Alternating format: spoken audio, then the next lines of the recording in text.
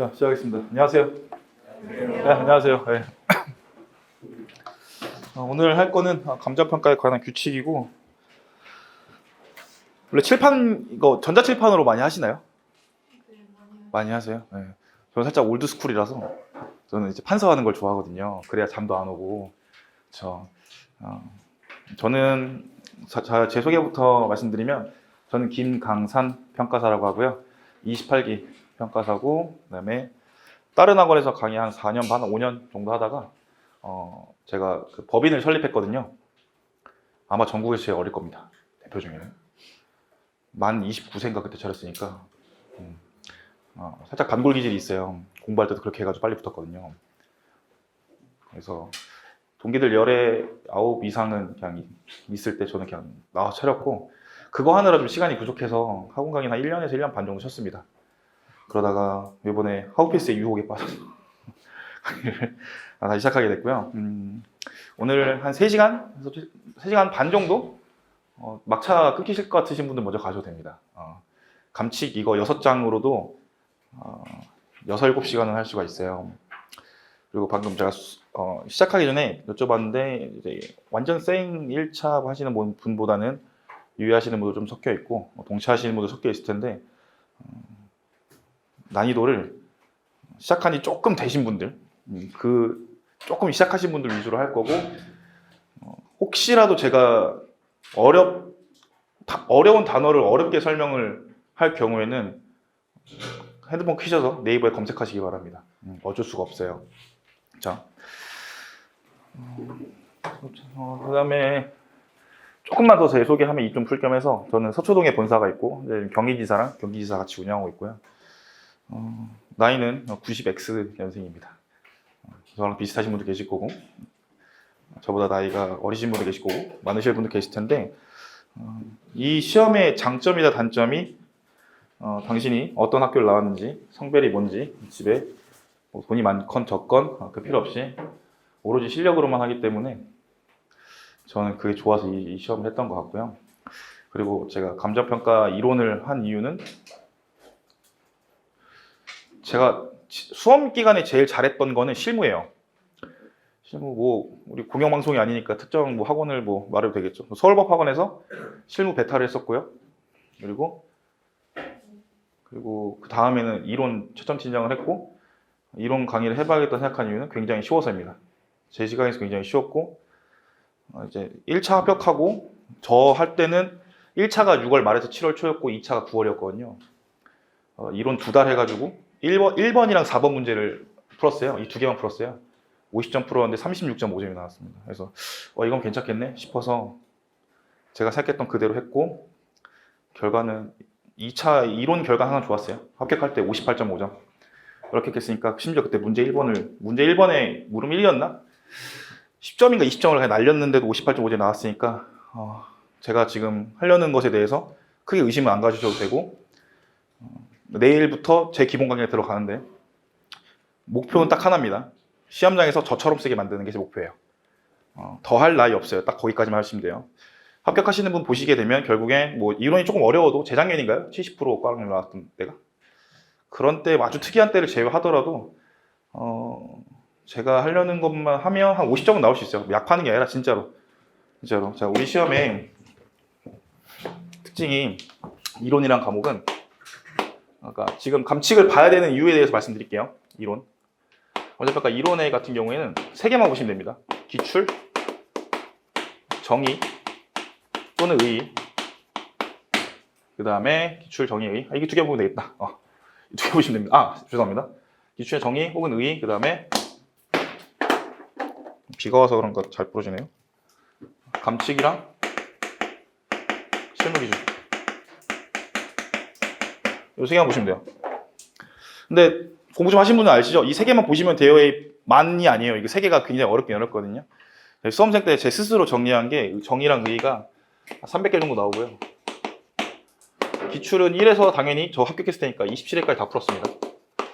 이 중에 특히 봤던 게 10에서 27회. 제 합격 기준이에요. 감칙은 당연히 다 외웠죠. 그래서 하시면 되는데, 정의랑 의의가 300개가 어렵지 않느냐 하실 수 있는데요. 다 할 수 있습니다. 다 할 수 있고, 오늘 감칙에서의 의의도 한 최소 여기 30개 정도 나오니까요.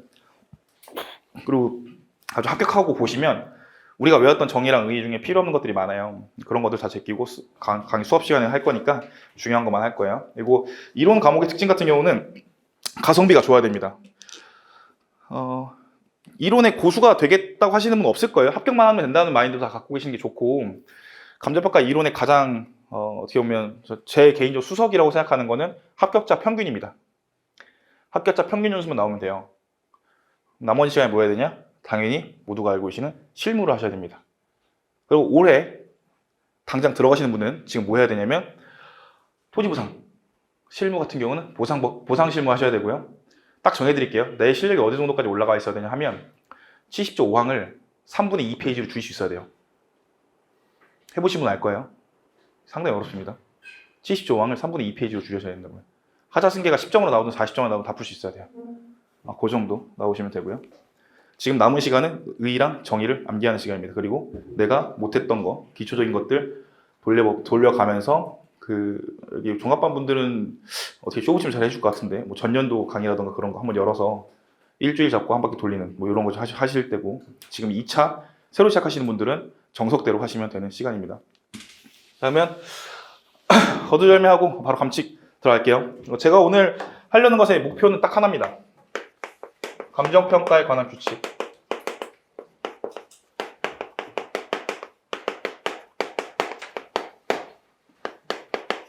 A4 한 장으로 정리하기. 요거예요. 제가 이제부터 약 3시간 동안 할 거는 6페이지 다루는 감정평가 규칙을 A4 한 장으로 줄이는 거고요. 감정평가 규칙 자체가 감정평가 이론을 6페이지로 줄인 거기 때문에 이론을 6페이지로 줄인 걸 또 한 장으로 줄인다는 마인드로 할 거예요. 그쵸?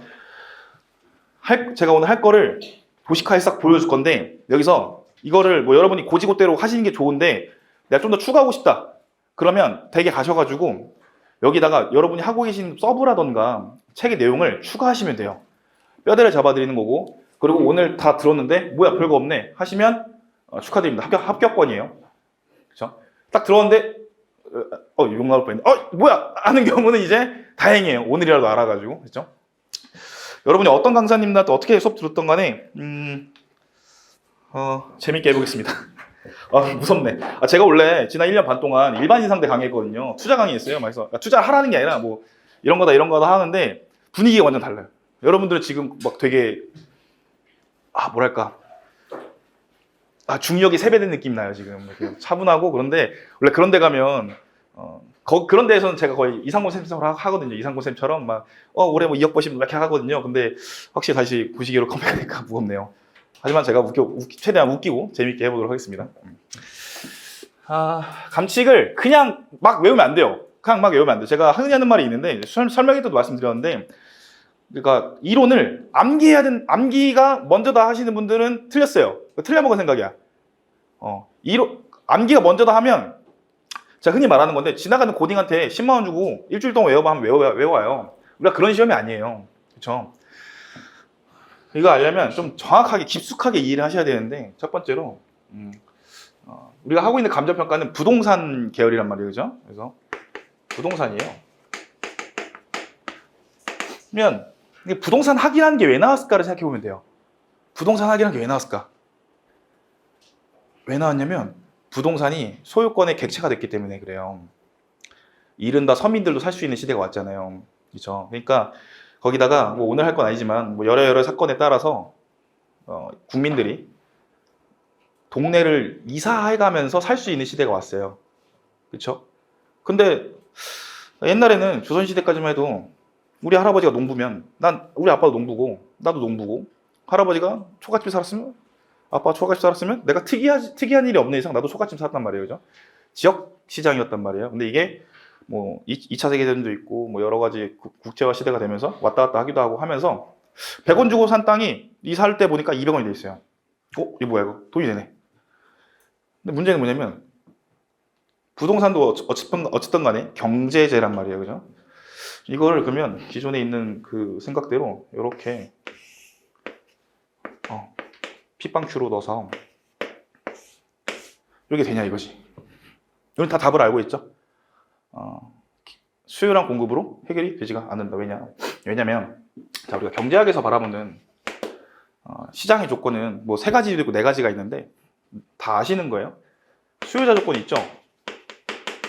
공급자 조건이 있어요. 재화의 조건도 있습니다. 정보 조건도 있어요. 수요자, 일반 경제제로 봤을 때는 다수의 공급자도 다수고 재화도 동질적이고 정보도 완전한 정보란 말이죠. 그죠? 근데 부동산은 그렇지 않죠.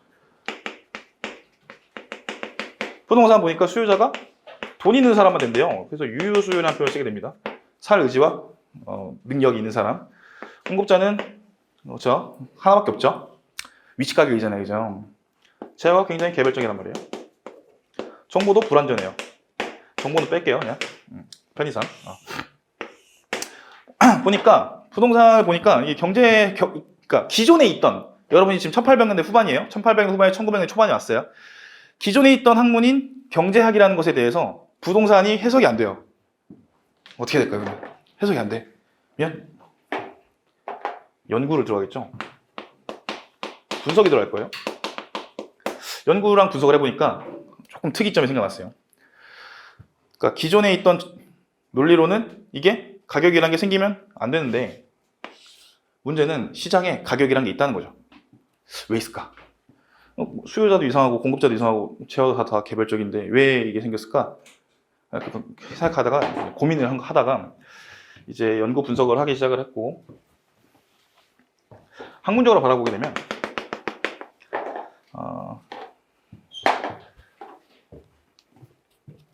첫 번째로는 이게 뭘까? 빨간색으로 해야겠다.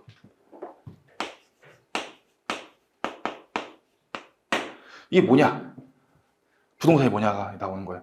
갑자기 감칙한다는데 왜 경제 얘기하고 있는가? 이걸 알아야 감칙을 얘기할 수 있어요. 뭐냐? 여기서 나온 게 뭐예요? 바로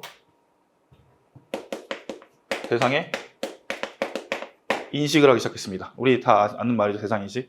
이게 뭐냐? 해서 나온 논점이 뭐가 있죠? 첫 번째, 부동산의 특성. 고부연계 용병사. 그리고 두 번째가 부동산의 분류가 되십니다. 알겠으니까 얘를 분류해보자. 카테고리화 시키는 거예요. 카테고리화 왜 시키죠? 우리 청소 왜 해요? 빨리빨리 끄집어내려고. 또 왜 하죠? 얘가 어딘지 알아야 바로 적용할 수 있으니까. 같은 얘기인데. 그래서 부동산을 분류하고 뭐 감정평가도 분류하는 이유가 뭐 이재능, 확 이렇게 외우잖아요. 그죠? 이 두 개가 가장 핵심이 됩니다. 이게 뭐냐? 자, 이게 뭔지 알았어요. 그러면 대상인식 다음에 얘를 분석을 해야 될 거 아니에요? 분석을 하게 됩니다. 자, 다분히 미리 말씀드리지만 부동산학은 제 시각에서는 돈 벌려고 하는 학문이에요. 감히 제 주제에 말하기는 그렇지만 예를 들어서 금융론, 금융학 같은 거는 사실 금융기법입니다. 그렇죠? 돈을 땡기는 거. 그렇죠? 말 나온 김에 금융론을 배우다 보면 두 개밖에 없어요. 싸고 많이 빌리는 법 이거거든요. 부동산학도 다소 그런 기법에 가깝습니다. 그렇죠? 그러다 보니까 이 분석도 기존에 있는 거에서 막 끄집어내야 되는 거야. 지금 경제학으로는 설명이 안 되잖아요. 그렇죠? 사회과학 중에 대표적인 경제학인데 설명이 안 돼요. 경제학적 분석이 안 돼요. 경제학적 분석은 29회 1번에서도 나왔어요. 수요와 공급의 상호작용으로 해서 가격이 나오는데 부동산 이게 안 되더라. 뭘까 하고 보니까 이유는 모르겠는데 아무튼 재미있는 현상을 발견을 한 거예요. 부동산만큼은 이유는 모르겠는데 같은 애들끼리 비슷한 가격대가 형성이 되기 시작한 거예요. 그래서 그걸 바로 우리 지역성이라고 하게 됩니다. 그래서 분석을 바로 분석하는 게 아니라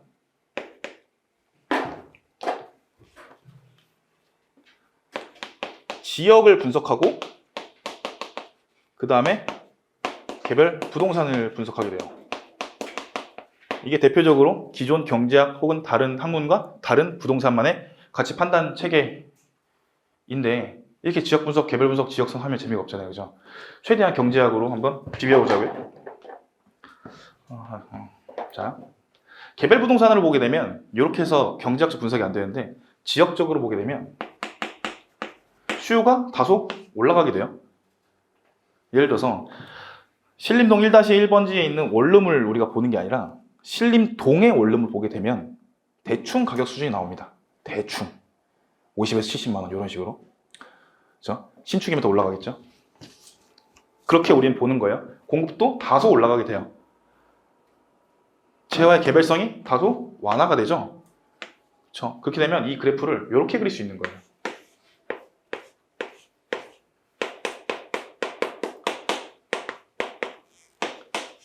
이렇게 되면 어떤 효과가 일어나게 되냐면 얘가 얼마인지 모르겠는데 대충 요 안에 있다. 자, 얘가 어떤 이용에 배분되는지는 모르겠는데 아무튼 이 안에 있게 된다. 최대한 경제학적으로 비슷하게 한 거예요. 지역성이라는 게 그래서 중요하게 됩니다. 그냥 달달 외우는 게 아니에요. 그렇죠? 자, 그러면 이걸 그대로 하게 되면 특성이랑 분류를 조금 바꿔볼게요. 그러면 우리가 봐야 될 대상 인식은 뭐냐면 첫 번째로 지역을 인식을 해야 되고요. 그 다음에 개별 부동산을 인식을 해야겠죠. 그래서 어떤 책이든 간에 부동산 또는 감정평가 관련 책들은 다 요 루트로 되어 있습니다. 네, 왼손 걸게요. 모든 게 다 이렇게 돼 있어요. 아닌 거 있어도 갖고 오지 마세요. 아무튼 분석을 했잖아요. 분석을 했으면 우리가 하는 게 뭐죠 지금?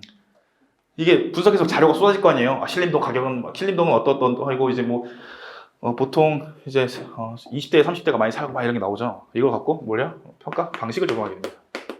방법이라고 하게 되고요. 자, 그러면 평가 방법 또는 방식은 첫 번째로는 3방식이 있겠죠. 두 번째로는 플러스 알파 이렇게 묶을게요. 그러면 이걸 가지고 이제 가치를 뽑아내게 됩니다. 뭐 가액이라 할 수도 있고요. 이때 다 아시겠지만 어떻게 한다고 시장 가치가 나오게 됩니다.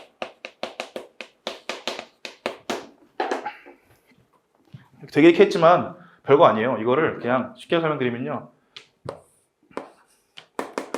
부동산이 있어요.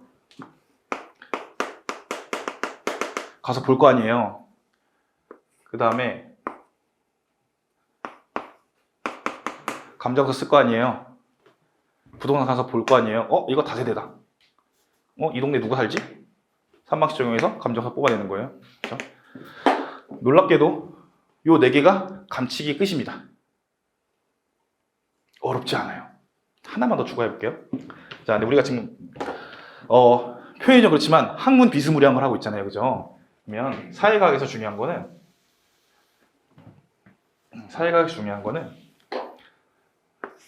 이 학문에 기초가 되는 무엇을 전제로 할 것이냐가 중요하게 돼요.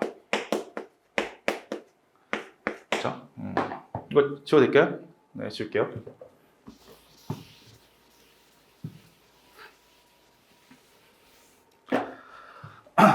여기다 추가해서 하나 더 알아야 될 게 우리가 학문 비스무리한 거 있어요. 하고 있어요. 저는 감정평가 이론을 학문 비스무리하다고 생각을 해요. 물론 제가 강의를 하고 있고 부동산과 출신이지만 자, 왜 그러냐면 사회과학 중에 부동산학이 있고요. 이 안에 감정평가가 있잖아요. 그죠? 자, 부동산학은 기존에 있던 학문에서 떼어 나오려는 계속 성질을 갖고 있어요. 내가 얘랑은 다르다. 1차 부동산 학원론, 2차 감정평가 이론에서 가장 빈출되는 물음이 뭐죠? 비교, 설명하시오. 차이점을 설명하시오. 왜? 다른 놈이니까. 나는 다르다. 좀 살짝 중2병 느낌이 있어요. 나는 쟤네랑 다르다. 뭐 이런 느낌. 그래가지고 뭐가 같고 뭐가 다르냐. 뭐가 같고 뭐가 다른지 알려면 얘가 뭔지 알아야겠죠. 그러니까 대상인식이 제일 중요한 거예요. 사회과학 중에서 대표적인 게 경제학이랑 뭐 학교마다 다르지만 대표적으로 뭐가 있죠? 뭐 통계학 이런 게 있어요. 뭐 또 학교마다 다르지만 법학도 있겠죠. 그리고 사회가 연결될 수 있는 게 건축학이 있을 거예요. 또 이제 사회학, 뭐 있죠? 행정학, 엄청 많아요. 엄청 다양하단 말이에요. 그죠? 얘랑 비교를 하는데 다른 점 또는 차이점 말고도 갖고 오면 좋을 것들을 갖고 오게 돼요. 갖고 오면 좋은 것들. 갑자기 또 하나 생각나네요. 경영학 이렇게 있겠죠? 갖고 오면 좋을 거. 좋아, 그러면 자, 경제학의 가장 큰 원칙이 뭐죠? 10대 원칙 배울 거예요. 뭐가 있죠? 뭐 수요 공급의 법칙, 뭐 법칙 있잖아요. 인간은 합리적이다. 합리적이라는 표현이 참 좀 그런데 합리적인가요, 여러분? 미안합니다. 지금 이 시간에 여기서 이거 듣는 거 합리적인가요? 합리적이지. 여러분이 지금 감정평가사 시험을 준비하는 게 합리적일까요? 그건 모르지. 사후적으로 측정될 뿐이지 기대값과 예측값은 현재 높단 말이죠, 그죠? 좋아, 합리적이야. 아무튼 합리적이라고 쳐요. 좋아. 그다음에 통계학은 뭐가 있을까? 통계학의 전제. 저는 뭐 교수님은 아닙니다만 제 시각에서 말하는 거예요. 모든 건 계산될 수 있다. 뭐 그런 거 있겠죠. 법학은 뭐가 있을까요? 법학의 가장 큰 이견이 있을 수 있습니다. 제 생각에 약속이죠. 우리 사회는 계약돼 있다 그러잖아요. 약속이죠. 건축학은 뭐가 있죠? 건축학은 뭐가 있죠? 그 집안이 되는 한 물리적으로는 이제 그걸 확인한단 말이에요, 그죠? 사회학은 뭐가 있죠? 오케이. 행정학은 뭐가 있어요? 행정학 배우잖아요. 자신 있게 난 행정학을 이거 할 수 있으신 분 아마 없을 거예요. 온라인으로 들으신 분들은 자신 있게 하셔도 됩니다. 경영학, 내가 갑자기 뭘 하는지 느낌 올 거예요. 경영학에 뭐 있어요? 가장 효율적으로 경영하는 방법. 그렇죠? 이걸 다 갖고 오는 거야. 그럼 감정평가 전제가 뭐예요? 가장 잘 쓸 수 있는 능력. 이래서 최유형이 전제가 되는 거예요. 싹 다 갖고 오니까. 그렇죠? 물리적으로 가능해야 되고, 우리 약속도 돼야 되고, 합리적이어야 되고, 그 중에 가장 돈을 잘 벌 수 있는 거. 부동산학은 돈입니다. 애초에 부동산학이라는 게 이것도 이견이 있을 수 있어요. 제가 알기로는 1902년도에 우리 AI 배우잖아요. 요즘에 그 AI 주식 말고 그렇죠? 술 먹을 때 이제 투자하는 애들한테 AI 얘기하면 다 AI를 이제 그 인공지능으로 알고 있는데 우리가 평가사 수험생들은 AI 하면 이제 어프레이저 인스티튜트를 바로 떠올리셔야 됩니다. AI 1판이 1902년도에 나왔어요. 왜 나왔을까요? 돈 벌어야 되니까. 부동산학은 돈 벌려고 나온 학문이잖아요, 그죠? 개발을 막 해요. 부동산도 상품이란 말이에요. 상품을 팔아서 이윤 남긴 방법은 두 개가 있어요. 되게 쉽습니다. 싸게 사거나 비싸게 팔거나. 싸게 살려면 싸게 사거나 싸게 사거나 비싸게 팔거나. 여기다 써야겠다. 싸게 사거나 그치. 수험생 강의니까 막 써도 되겠다. 우리 일반인 강의할 때 너무 어려웠거든요. 우리는 이거잖아요, 결국 그죠? 수익 빼기 비용이 0보다 커야 되냐? 이거잖아요, 그죠? 그러면 이거 나오려면 어떻게 돼요? 이거 싸게 사거나 이거 비싸게 사면 되잖아요, 그죠? 누가 사요? 이 인간이 사잖아요. 뭘? 부동산을 사잖아요. 인간이 부동산 사잖아요. 여기 나오는 여러 문제가 있겠죠. 그래서 부동산학의 정의를 인간이 부동산을 이용할 때 나오는 여러 부동산 문제를 연구하고 분석하는 학문이라고 하는 게 그 이유예요.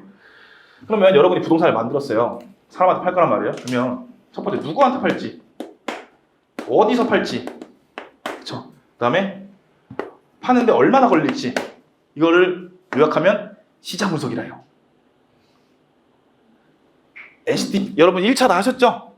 STP가 뭐예요? 세그멘테이션 타겟팅 포지셔닝 그렇죠? 그걸 경영하게 쓰던 거잖아요. 그걸 갖고 온 거예요. 그거를 갖고 온 게 시장 분석이라고 하게 됩니다. 그래서 교수님들 학자들마다 시장 분석에 대한 의의가 다른 이유가 그거예요. 어느 학파에서 배웠냐? 70년대에 일본이 이 시장 분석을 갖고 가게 돼요. 일본이 미국 거 갖고 오게 되면서 시장 분석을 개량을 해요. 그래서 좀 더 지역에 포커싱 맞춘 지역 분석이라는 걸 하게 됩니다. 그래서 같냐 다르냐 논의가 이론, 우리 감정평가 이론에서만 나오지 사실 실무상으로는 똑같이 쓰거든요. 조금 느낌이 다른 이유가 요겁니다. 결국 시장 분석이 갖고 와서 지역 분석을 갖게 돼요. 지역 분석에서 가장 큰 건 뭐죠? 시장 분석은 좀 뭔가 돈 냄새 나는 거 이런 거지만 지역 분석은 좀 더 효율적 이용과 관리에 조금 더 포커싱이 되어 있긴 해요. 같긴 한데 그런 느낌이 있습니다. 근데 아쉽게도 이 둘 다 감칙이 높어요. 그래서 오늘은 스킵하도록 할게요. 아무튼 전제는 최유형이에요. 그럼 최유형에 우리가 당연히 수험생이라면 첫 번째 알아야 될 게 뭐 있죠? 의의죠. 의. 그래서 개량통이 합체 다 외우고 계시죠? 옛날에는 안정 교수님 뭐 공지나 계량 부동산에 대해서 쭉 한 4줄짜리 있어요. 의 그거였는데 요즘엔 쉬워졌어요. 개량통이 객관적으로 보아 양식과 통상의 이용 맞죠? 의 당연히 외우셔야 되고 두 번째는 그러면 감정평가 이론은 2개만 할 줄 알면 됩니다. 이게 뭐냐랑 왜 있냐만 알면 돼요. 이게 왜냐? 그래서 모든 기출문제에 what이랑 why가 웬만하면 다 들어가는 이유가 뭐냐? 그리고 왜 있냐? 이거거든요. 우리 사회과학 하는 거잖아요. 그죠? 그래서 사회과학의 정의라고 하기 뭐하지만 아무튼 뭐 의의라고 할 수 있는 거는 사회를 과학적으로 분석하는 법. 이거는 과학이 뭐냐 이 문제가 들어가면 가설을 세우고 분석한 다음에 증명하거나 현상을 보고 분석한 다음에 이거를 결과를 내리는 작업이에요. 사회과학을 거기다 붙이면 인간이 그러니까 인간이 모여서 사는데 뭔가 문제가 생기면 이거를 과학적으로 접근한다. 이렇게 보시면 되겠죠. 부동산학은 사회과학에서 어떻게 보면 될까요? 부동산을 쓰는데 가격이라는 게 생기고 얘도 전 세계 하나고 얘도 전 세계 하나인데 강남역 10번 출구는 왜 비싸고 땅끝 해나보는 왜 쌀까? 뭘까? 아, 수익성이구나. 위치 가격이구나. 법적인 거구나. 이렇게 해석할 수 있겠죠. 정답은 없어요. 본인이 해석하기 나름인데 누군가가 정답 비슷하게 지어놓은 거 우리는 암기하고 이해하고 있는 거죠. 자, 아무튼 그래서 왜 그리고 왜 있냐가 중요한데 그러면 최유용부터 볼까요? 얘가 뭐죠? 개강동이 합합체. 이건 오늘 안 할게요. 그 다음에 왜 있죠? 합팔강기 외우잖아요. 그죠? 전제가 되는 이유 막 이런 거 있잖아요. 그죠? 얘가 왜 있죠? 인간 합리적이고 토지가 할당되고 그 다음에 체류율 강제가 되고 부증성, 용도의 다양성 때문이다. 이렇게 들어가는 거죠. 그죠? 그러면 얘를 어떻게 판정해요? 판정. 어떻게 판정할까? 그러면 여기 나와 있잖아요. 물법 경최. 그죠? 지금 제가 말하는 거 다 처음 하시는 분도 몰라도 지금 좀 하신 분들 다 알아들으셔야 돼요. 그리고 이게 다 다른 학문에서 왔다는 거 다 아셔야 됩니다. 그죠? 특히 요놈. 경영에서 왔다고 하는데 제가 봤을 때는 엄밀히 말하면 재무관리예요. 우리 감자평가 실무 어렵잖아요. 어려운 이유가 재무관리 파트라서 그래요. 거기가. 그래서 그 다음에 우리나라는 특이하게도 특수상의 최유형, 우리나라 아니구나. 특수상의 최유형이 있는 이유는 특수상의 최유형 유형이라는 게 생기게 됩니다. 물음표 하시는 분이 많아가지고 특수상황하의 최유형 유형이라는 게 생겨요. 그렇죠? 처음 하시는 분들은 그렇구나 넘어가시면 됩니다. 왜 생길까? 이것도 공부하시면 되고요. 그렇죠? 말 나온 김에 첫 번째가 뭐 있죠? 단일 이용, 싱글 유즈라 그러죠. 단일 이용이 뭐죠? 왜 있죠? 오늘 안 할 거지만 이걸 보시는 거예요. 중도조경이 뭐죠? 중도조경이 왜 있죠? 저런 거. 그 다음에 뭐 여러 가지 논점들이 있습니다. 그래서 최유용 같은 경우는 많이 나오니까 이거 반드시 알아주시는 게 좋고 아무튼 이렇습니다. 그래서 여기서부터 여기까지가 감정평가예요. 토지 등의 경제적 가치 그 말고 우리끼리 최유용을 전제로 해서 부동산을 지역적으로 접근하고 개별 부동산을 접근해서 인식을 한 다음에 지역 분석을 해서 개별 분석을 해서 3방식을 적용해서 시장가치 뽑아내는 작업. 이걸 감정평가를 하게 됩니다. 자, 보기 좋아요. 그러면 이거 지울게요. 여기서부터 여기까지를 감정평가라고 해요. 네, 우리가 뭔가 가치를 판단하는 거는 감정평가사만 할 수 있는 게 아니죠. 여러분 지금 볼펜 쓰고 계신 볼펜 이거 감정평가 했나요? 내심에 다 했을 거예요. 아니라고 해도 다 했을 거야. 지나간 초딩이 아파트 비싸 보인다 100억 그것도 감정평가예요. 법적인 감정평가는 아니고 배우잖아요. 막 1차적 평가 2차적 평가 막 시험에 나오지도 않는 거. 중개사님들이 저거 한 15억? 이것도 감정평가예요. 우리가 감정평가사 하는 감정평가 아니라 그냥 감정평가예요. 뭐 회계사 자격증 있는 사람만 회계하나요? 우리 가계부 쓰는 것도 회계인데. 근데 법률에 의해서 감정평가를 하는 이유가 뭘까요? 감정평가 필요성? 뭐 그런 거 말고 아까 말한 것처럼 수요 공급이 원활하지가 않아서 시장이 이상해서 그렇습니다. 수요 공급이 원활하지도 않고 개별 부동산의 특성도 이상하고 시장도 이상해가지고 요거를 보완할 수 있는 사람이 국가에서 지정을 해준 거예요. 국가에서 지정해서 너도 할 수 있고 너도 할 수 있지만 그래도 엔간하면 얘한테 해라. 사인이랑 도장 받은 얘한테 해라 라고 하는 게 감정평가 제도죠. 그 감정평가 제도를 규율하는 게 감정평가 및 감정평가사에 관한 법률이고요. 감평법이라고 하죠. 근데 법이라는 게 아시겠지만 모든 걸 일률적으로 정할 수는 없잖아요. 그렇죠? 그래서 위임을 했어요. 보시면 제1조 5점. 이 규칙은 감정평가 및 감정평가 법률 3조 3항에 따라 평가법인 등이 감정평가를 할 때 준수해야 할 원칙과 기준을 규정함을 목적으로 한다. 원칙과 기준이죠. 그래서 어디선가 모르겠지만 아무튼 꼭 들어왔어요. 감평법 1조에서 1조 감자평가법 3조 3항에 따라서 감자평가의 개항 규칙 1조에 따라 목적이 진행이 됩니다. 원칙과 기준. 근데 제가 실수했네요. 한 장이 아니라 2장으로 합시다. 하다 보니까 2장이 될까? 왜냐면 여러분, 그러니까 요것만 하면 한 장으로 되는데 우리 일단 14조에서 28조까지 물건별 평가하는 거 좀 봐야 되잖아요. 그때는 아마 이게 4로 돼 있을 수도 있어요. 물건 평가법은 깊숙하게 해도 좋은 거니까 일단 요건 한 장으로 정해 봅시다. 이게 1조 목적이 되어 있습니다. 그렇죠? 그다음에 우리가 법에 의해서 규정된 거란 말이죠. 그래서 여기서부터 여기까지 감자평가니까 감자평가. 카메라 감독님 죄송합니다. 저 원래 왔었다 그래요. 그래서 그냥 법에서 지정해준 애들인데 이것만큼은 좀 지켜줘라 하는 게 뭐였죠? 3조 윤리. 그렇죠? 2조는 정의니까 2조는 맨 마지막에 할 거예요. 3조 보시면 그렇죠? 평가법인 등은 다음 각 호에 어느 하나에 해당하는 경우에는 감자평가를 해서는 안 된다. 이것만큼은 하지 말자. 이게 첫 번째, 자신의 능력으로 업무 수행이 불가능하거나 매우 곤란한 경우. 두 번째, 이해관계 등의 이유로 자기가 감자평가하는 것이 타당하지 않다고 인정되는 경우. 이 두 개가 있죠. 최근에 기술 냈죠. 사족을 붙이자면 자신의 능력으로 업무 수행이 불가능하거나 매우 곤란한 경우는 없어요. 없어. 수술 2천만 원짜리인데 내가 능력이 부족해서 못한다고? 말도 안 돼. 어떻게든 합니다. 두 번째는 좀 걸려요. 최근에 동기평가사님이 동기평가사라고 하면 특정 안 되니까 동기평가사님이 이제 재개발구역내 입주권을 하나 갖고 있어요. 근데 거기서 이제 입주권은 아니지 정확히 말하면 이제 입주가 그러니까 이제 재개발이 될 만한 곳인데 되게 강서구 쪽에 있습니다. 잘했지. 잘했어. 되게 잘했어. 투자 잘해가지고 물론 본인은 실거주용이라고 했지만 누가 봐도 투자인데 잘했어요. 잘해가지고 근데 입주권이라는 건 조금 이제 TMI 좀 말씀드리면 관리처분 인가가 난 이후에 주택이 입주할 권리로 바뀌는 겁니다. 거기 이제 종전자산이랑 종무자산 평가를 해야 되잖아요. 야 내가 들어가도 되냐 이런 거 안 되지. 그래서 3조 이후 때문에 안 됐습니다.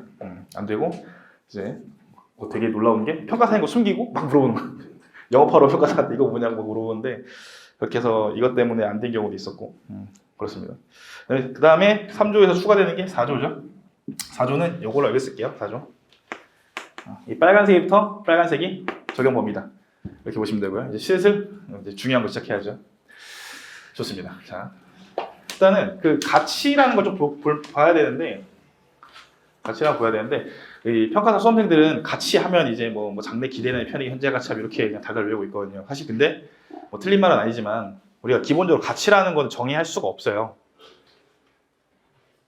보통 부모님들이 이제 뭐 부모님은 안 한 것 같고 보통 할아버지나 할머니가 손자들한테 너는 커서 가치 있는 일을 해라 이렇게 한단 말이에요.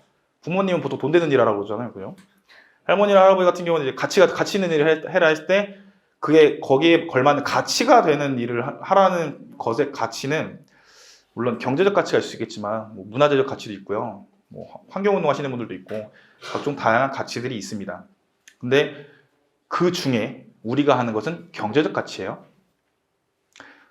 최근에 경제적 가치 관련해서 헷갈렸던 게 혹시 미술 전공하신 분 계신가요? 있어도 손들지 마세요. 있겠지. 자, 미술품 같은 경우 미술품 내가 평가사가 됐어. 근데 미술품도 상속이 되거든요. 이번에 이건 예장이 돌아가실 때 뭐 2조 정도 상다 했잖아요. 미술품을 나한테 평가를 의뢰했을 경우에 내가 할 수 있을까? 어떻게 평가할까요? 원가법? 뭐 페인트 플러스 종이 할까요? 또 뭐 있을까요? 비교 방식? 비교 방식이 제일 간단한데 이거는 방금 말한 3조에 해당되네. 내 능력이 안 돼요. 능력이 안 돼. 수익 방식? 수익 방식 좀 되겠다. 박물관 넣어가지고 하는 거?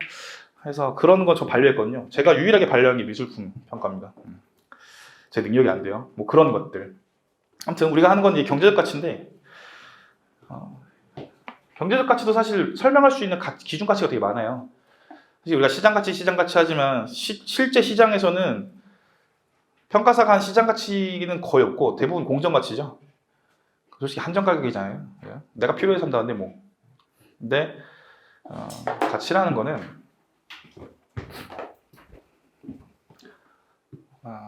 도시카를 시키면 뭐 이렇게 생길 수도 있고요. 이렇게 생긴 놈도 있고, 이렇게 생긴 놈도 있고, 되게 다양한 기준 가치들이 있을 겁니다. 이렇게 생긴 놈도 있을 것이고, 뭐 이렇게 생긴 애도 있을 건데, 문제는 우리가 법에 의해서 보호된 자격사고 우리가 법에 따라 평가를 해야 되잖아요. 그 와중에 평가사 재량이 있는 거지. 그죠? 그러면 우리가 그래 요거를 뭐 10cm라고 정의할 수도 있는데 0.1 야드 이렇게 정의할 수도 있어요. 그죠? 우리끼리 맞춰야 될 거 아니에요. 그죠? 그래서 이 수많은 가치 중에 하나를 콕 집어서 우리는 얘로 평가한다. 지정을 한 거예요. 그걸 바로 우리는 시장가치라고 해야 됩니다. 만약에 이렇게 얘를 시장가치라, 공정가치 있겠죠? 두 번째로 남는 게 뭐냐면, 그러면 시장가치 이외에는 뭘로 할 것이냐? 이 문제가 있어요. 시장가치 이외의 것을 이렇게 묶어가지고 얘 빼고 다 시장가치다. 이렇게 할 것이냐? 근데 우리 법의 태도는 요게 아니라 요 느낌이죠? 왜일까요? 왜 시장가치 이외의 가치에 대해서 정의를 안 했을까요? 시장가치 정의는 통상적인 막 나와 있는데 생각을 해볼까요? 왜 시장가치 이외의 가치 정의를 안 했을까? 실무 기준 뭐 USPAP부터 해서 뭐 일본 기준 뭐 한정 가격 특수 가격 나와 있는데 왜 한국에서는 안 했을까요? 부동산하고 뭐랬죠? 얘를 규정하면 얘 이외의 가치는 평가할 수 있어요, 없어요? 그래서 어떻게 설명해요? 시장 가치가 아닌 놈이 시장 가치 외 가치다. 그러니까 시험에 뭐가 나와요? 당연히 시장 가치의 개념이 나오지. 자, 이렇게 가는 거예요, 순서가. 그래서 나 빼고 다 왕따 시킨다 이 마인드로 대충 이렇게 있고 있을 수도 있으니까 그때 판단하셔라 라고 돼 있는 거예요. 자, 얘가 첫 번째로 시장 가치 원칙이 중요하게 되고 두 번째는 예외가 중요하게 됩니다. 근데 다시 말씀드리지만 우리는 법정 평가를 하는 거예요, 그죠? 그래서 다 아시겠지만 법의 목특사 이렇게 배우죠.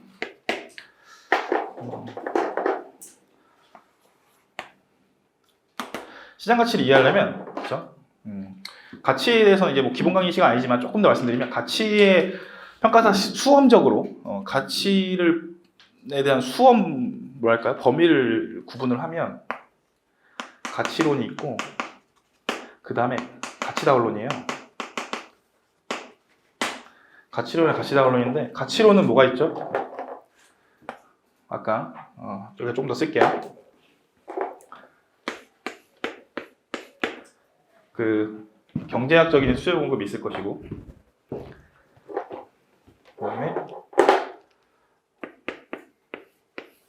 부동산에서 말하는 조금 도식화시키면 뭐 이런 모양이 있을 거예요, 그죠? 좀 다른데 비슷한 게 있죠. 뭐 누군가 원한다. 왜 원해? 좋으니까. 표현. 그렇죠? 아무튼 수요라는 게 있다. 그래서 유효수요.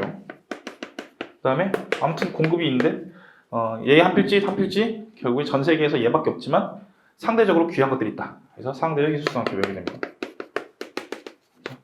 가치론 중에 첫 번째 가치 발생 요인. 자, 그다음에 자사 경영으로 나와서 가치 형성이 외우고요. 네, 가치 형성 과정을 배우게 돼요. 그죠?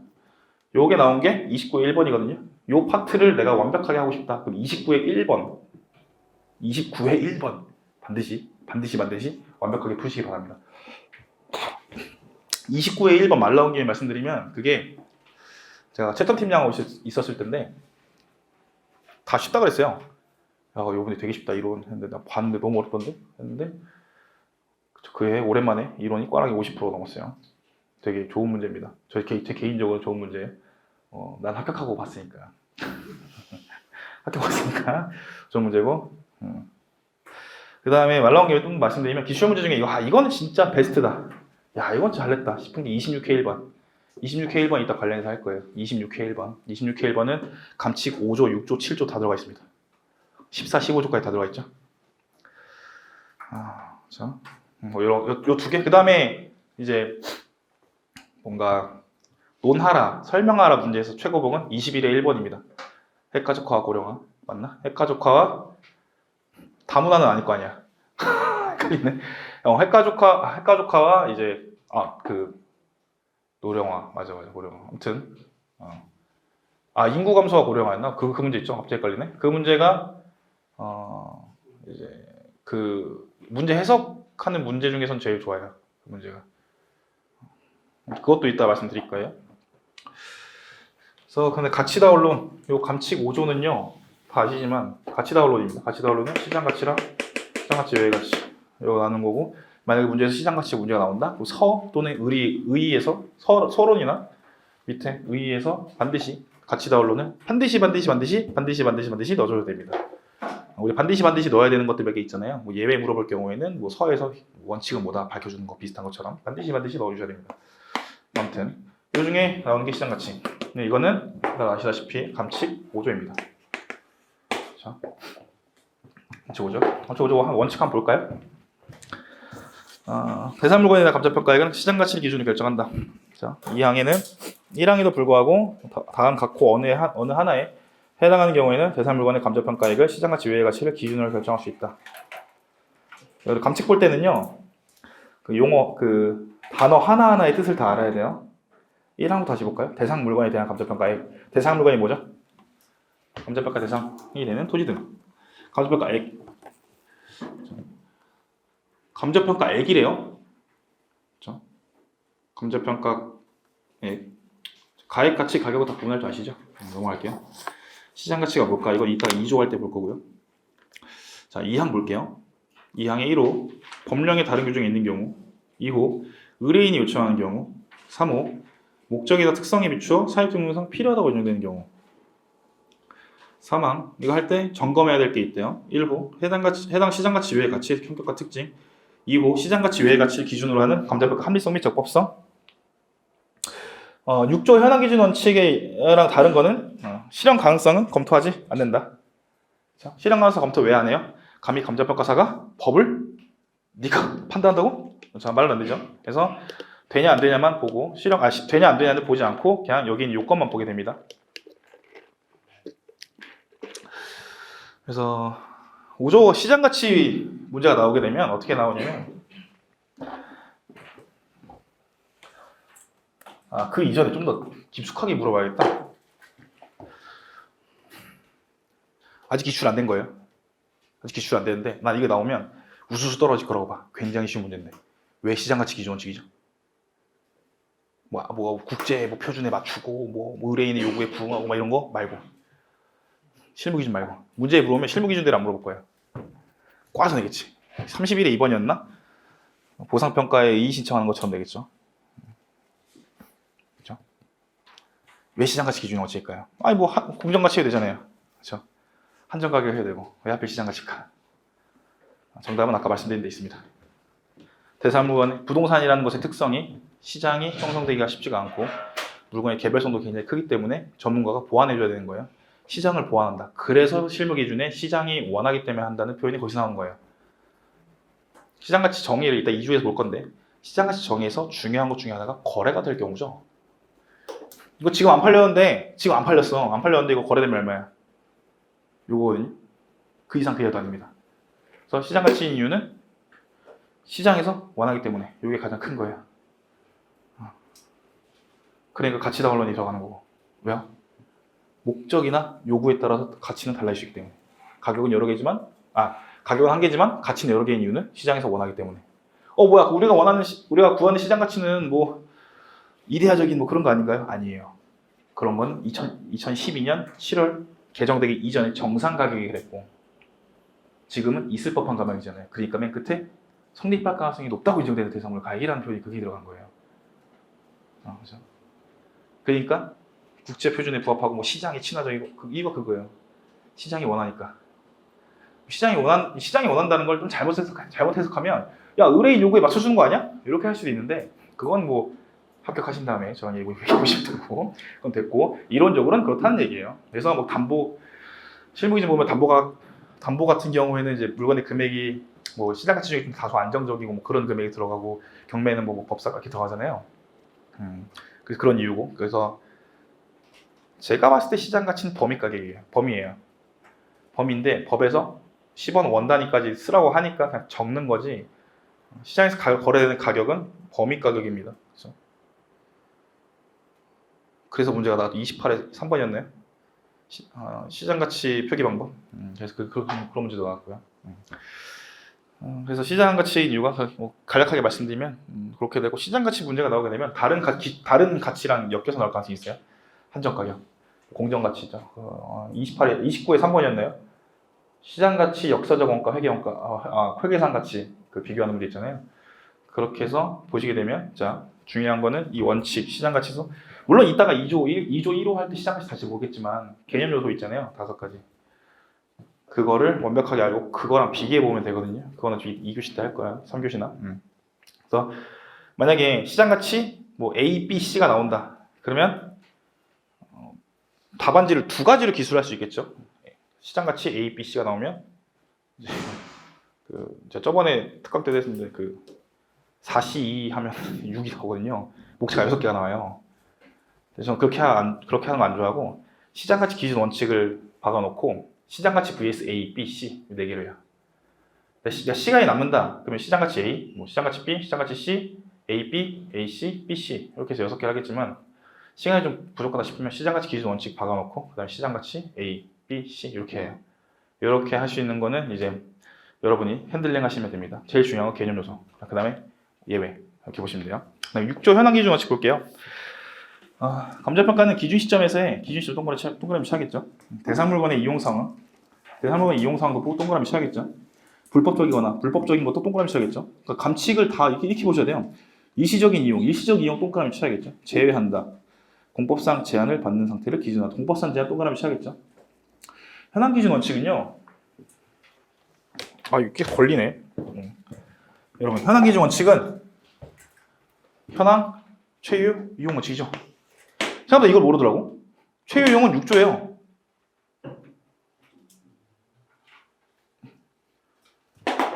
최유 이용 어떻게 한다 했죠? 물, 법, 경, 최. 공법상 제한, 맨 끝에서 볼까요? 공법상 제한을 받는 상태를 기준으로 한다. 대상으로 이용상, 불법적이거나 일시적인 이용. 실무기준에 나와 있죠. 일시적인 이용이 뭐예요? 대인데 전답으로 쓰는 경우. 물리적 현황 아니고, 여러분이 강남역 보자. 강남역에 대로변에 있는 지목 대 건축할 수 있는 건물을 갖고 있어요. 현황 전이에요. 전 가격으로 팔래? 절대 그렇지 않을걸? 왜? 우리 인간은 합리적으로 전제했으니까. 6조 뭐라고요? 현황 최유용 원칙. 최유용은 단어가 없잖아요. 그러니까 실무에 나오는 거지. 그래서 6조는 최유용 원칙이다. 그러면 최유용에 대해서 보시면 되는데, 불법적이거나 일시적 이용은 제외한다. 그럼 불법적이거나 일시적 이용은 어떻게 하죠? 불법은 뭐예요? 법이 위배되는 거죠. 그러면 밑에 한번 써보세요. 비법은 뭐죠? 비법적 이용. 여기 나와 있잖아요. 이 중에 하나. 특수성의 최유용 중 하나죠. 비법적 이용. 문제에서 만약에 비법적 이용 안 나왔어요. 이론에서. 중도적 이용 나왔죠. 28회 때. 단일 이용 나왔죠? 단일 이용 뭐였어요? 광평수 토지. 싱글 유저 나왔잖아요. 그죠?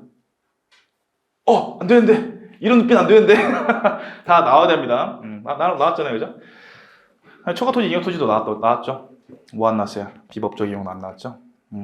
비법적 이용 뭐 나온다 안 나온다가 아니라 그냥 안 나왔다고요. 그냥. 나올 거다는 모르겠는데 아무튼 안 나왔습니다. 비법적 이용 관련해서는 뭐 한 최근 5년 동안 가장 핫했는데 왜 안 되는지 모르겠어. 개발 제한 구역 지금 평가 엄청 많이 하는데, 아까도 저한테 탁감 들어왔는데.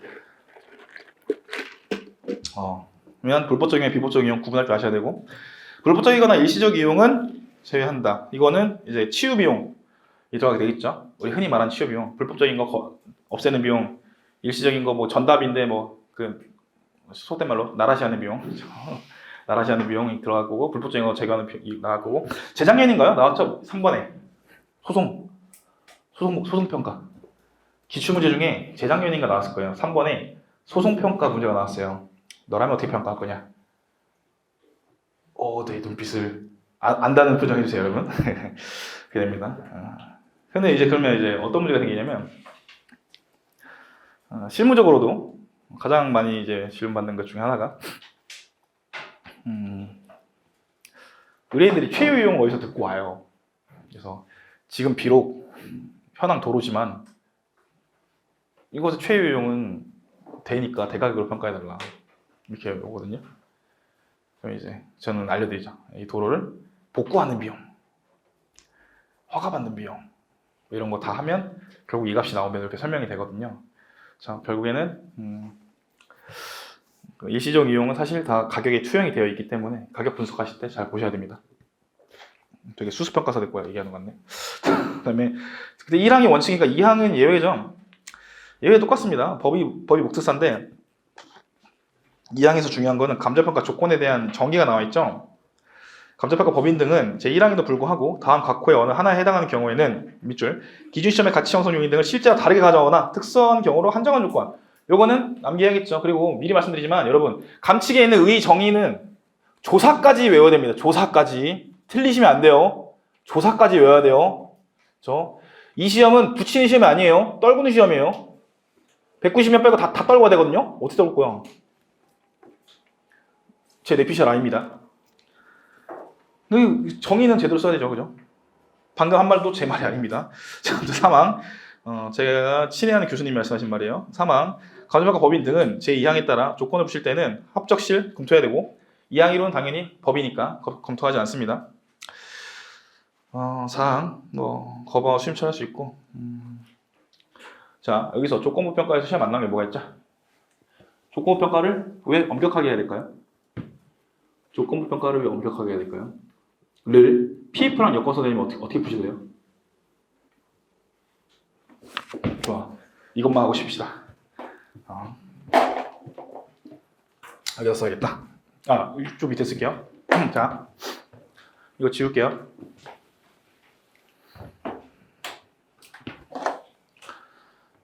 여기서 해야겠다. 좀 크게 써야겠네. 네, 이거 지울게요. 자, 27조 볼까요? 27조. 조언정보죠? 어딨냐?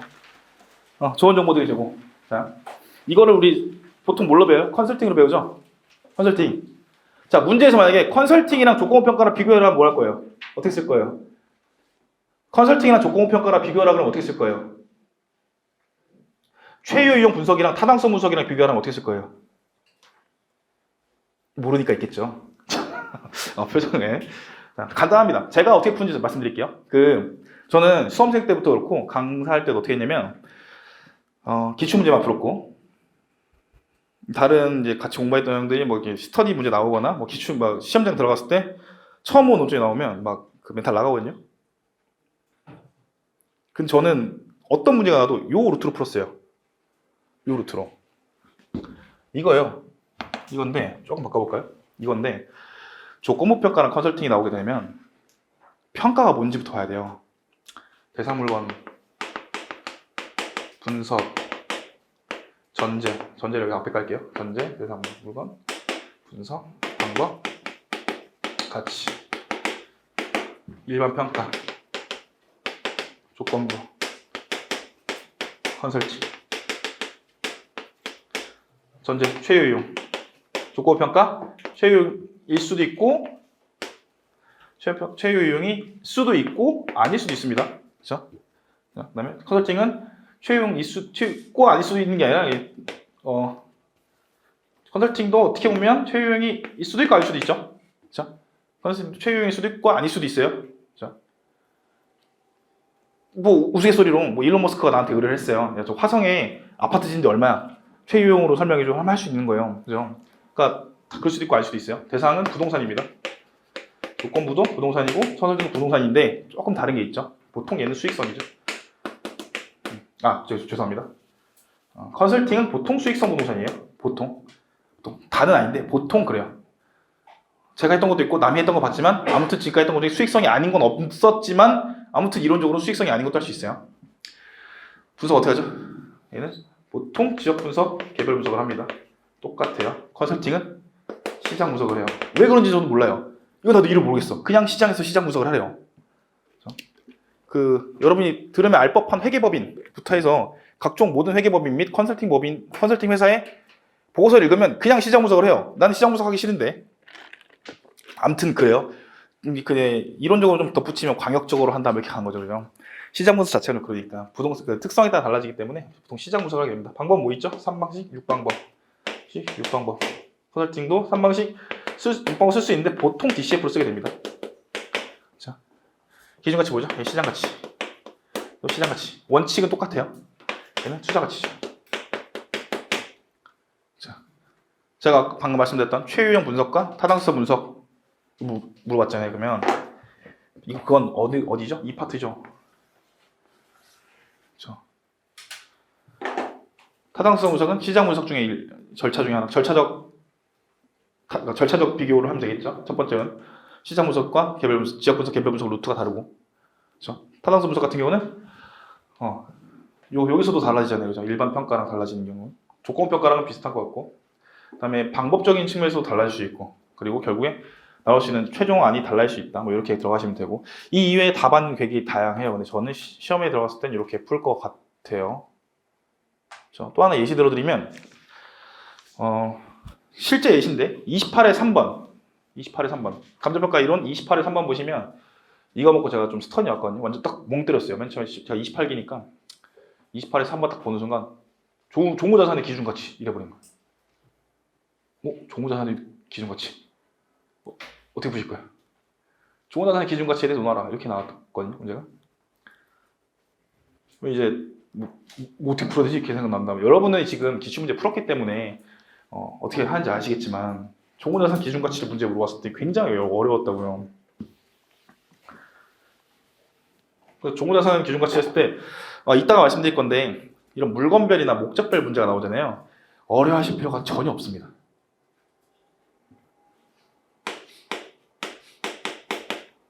공식 쓰면 돼요. 끝. 종무자산이 우리가 감정평가할 때 어느 파트에 들어가죠? 재개발, 도시정비죠? 거기서 종무자산이 들어가는 유일한 공식이 뭐가 있죠? 우리끼리. 딴 데 말고.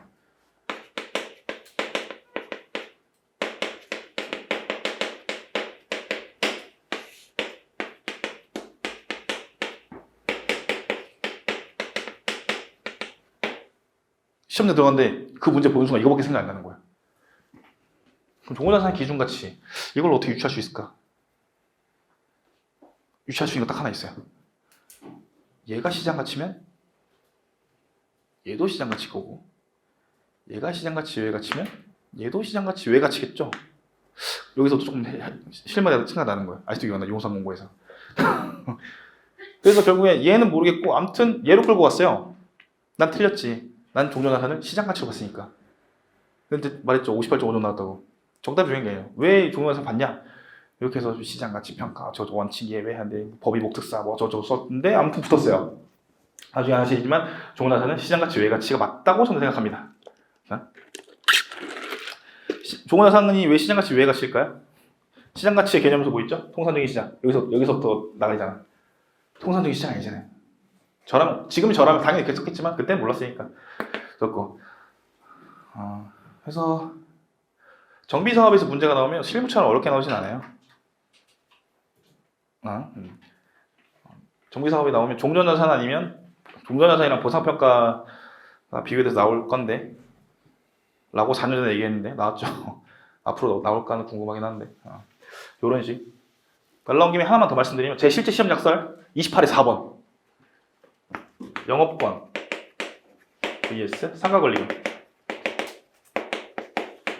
자, 이 문제 나왔어요. 여러분 영업권이랑 상가권리 문제가 비교하라고 나왔어요. 어떻게 푸실래요? 7분 남았어. 정확히 기억해. 7분. 저한테 7분은 어쩌면 누군가의 영혼과 같은 시간입니다.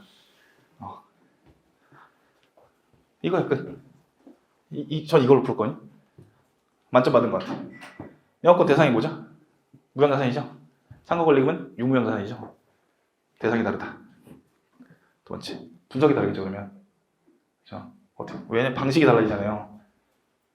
그렇죠? 방식이 달라지니까 이게 달라지고. 이렇게 거창하게 생각할 필요 없이 그냥 영업권이나 상가권리 딱 보자마자 영업권? 정의를 생각해봐요. 그렇죠? 회사가 다른 애들보다 수익력이 좋을 때 회사네. 뭐야 그럼 법인이네? 주체가 다르다. 전 진짜 이렇게 했었어요. 주체가 다르다. 권리금 누구지? 떡볶이집 아줌마? 누구 있지? 치킨집 아줌마? 누구 있지? 가게 개인이다. 개인이랑 회사 요거 그러면 세법에 달라지잖아요. 이런 거 썼고 감정평가 방법 당연히 써야 되고 전제는 똑같고 분석하는 게 달라지고 그렇죠. 그 다음에 그 곁가지로 개설에다가 그러면 감칙 써야겠다. 상가 권리금에 대한 명확한 감칙의 정의는 없으나 쭉 들어갔죠. 영어권이랑 언뜻 비슷해 보일 수 있으나 다음과 같은 다른 점이 있다. 이렇게 해서 써요. 실제로도. 그렇게 해서 19페이지 반 썼거든요. 뭐 그렇습니다. 좀 주저리주저 했는데 처음이라 1교시라서 그럴 수 있고요. 그럴 수 있고 그러면 안 되지만 그랬고요. 2교시부터는 7조부터 들어갈 거고 7조 한 다음에 이제 물건별 방식으로 조금 더 깊게 들어가 보도록 하겠습니다. 자, 10분 뒤에 뵙겠습니다.